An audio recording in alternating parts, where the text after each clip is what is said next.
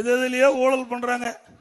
காட்டுல கடைசியில உடம்புல இருக்கிற உறுப்பையும் விட்டு வைக்கல. மேல திமுக காரர் நடத்துற மருத்துவமனைக்கு ஜாக்கிரதையா போங்க. போயிட்டு வந்த பிறகு ஸ்கேன் பண்ணி பாருங்க உள்ள நம்ம உறுப்பு இருக்குதா இல்லையான்னு.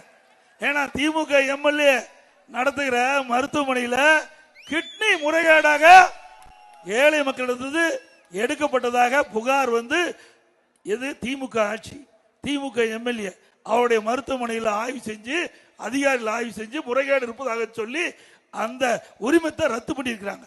தப்பு நடந்திருக்குல்ல. யாருடைய அரசாங்கம்? திமுக அரசாங்கம். யாரு? திமுக எம்எல்ஏ. யார் விசாரணை பண்ணது? திமுக அரசு விசாரணை பண்ணுது. யார் அந்த உரிமத்தை ரத்து பண்ணது? திமுக. அப்படின்னா கைது பண்ணணும்ல. சாதாரண கிராமத்தில் ஒரு பிரச்சனைனா உடனே கைது பண்றீங்க. இங்க இருக்கின்ற விவசாயி நிலத்தை எடுக்கிறன்னு போராட்டம் பண்ணா உடனே குண்டர் சட்டத்தில் போடுறீங்க. உறுப்பு மாற்று உறுப்பை திருடுறவர்களுக்கு விடலாமா? அது கண்டுபிடிச்சிட்டாங்க.